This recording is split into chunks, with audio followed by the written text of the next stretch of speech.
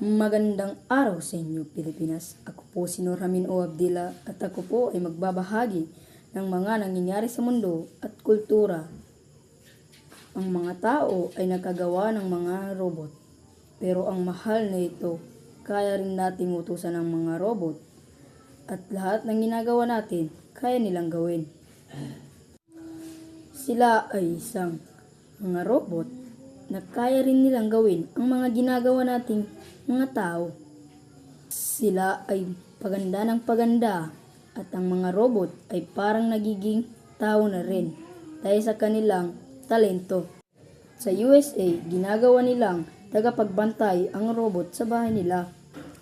Ang robot ay kaya rin magluto, magbasa at magsalita. Kaya rin nila gawin ang mga iba't ibang bagay. Yun lang po at maraming salamat. Bye. Good news.